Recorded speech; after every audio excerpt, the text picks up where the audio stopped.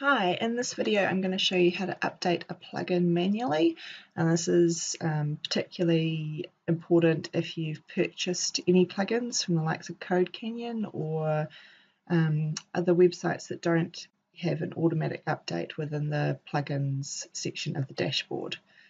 So a couple of things that we need to have first, we need to make sure that we've got access to the FTP account of our website and also to the account where the plugin has been updated. So the first thing we need to do is to check the version of the plugin that we need to update. Now in this particular instance we're going to look at this WooCommerce dynamic pricing and discounts plugin. As you can see here, we've got the version 2.2.5.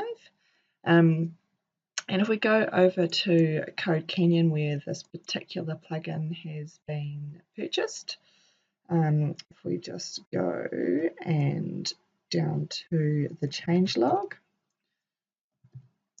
here we can see it's 2.2.6. So there is a new version. Which is good. So then we come here to our download, and this is particular to Code Canyon obviously, and we want to download the installable WordPress file. So here we've got our downloaded zip file from Code Canyon. What we need to do here is we need to extract that so it's no longer a zip file. And the reason for that is that we will uploading that to FTP. We need it to be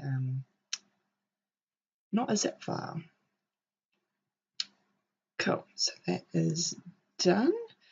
Now what we're going to do is we are going to go to the FTP. Now I like to use Filezilla, but there are some others around.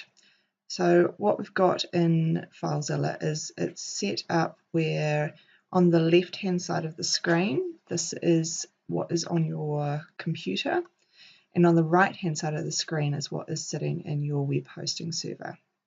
So as you can see here, we've got our plugin that we are going to transfer. Now to get to the plugins section of your web hosting, we need to find public HTML, double click on it, and then WP content, double click on that. And we've got plugins, and here is a list of all the plugins that are on this particular website, and we need to find the same one, so the dynamic pricing plugin. Here we go, dynamic pricing discounts. Now we need to click on it, right click on it, and rename it with, I like to stick it old on the end there. Now what that does is that if something does not go quite to plan with the update, you've got that sitting there and you can just take that bit off and it will reactivate your old plugin. So rather than deleting, this is a bit of a safer way to do it. Now what we're going to do is we're just going to click into that folder. We've got our plugin here, and drag it from your computer over to your plugins.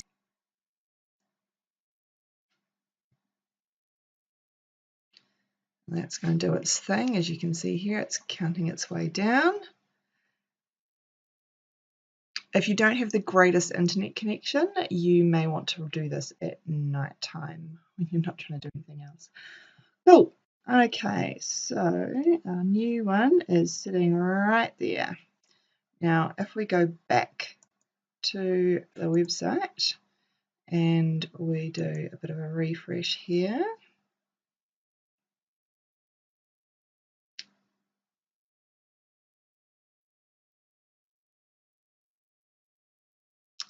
going down, we can see that we've now got 2.2.6, so that has updated.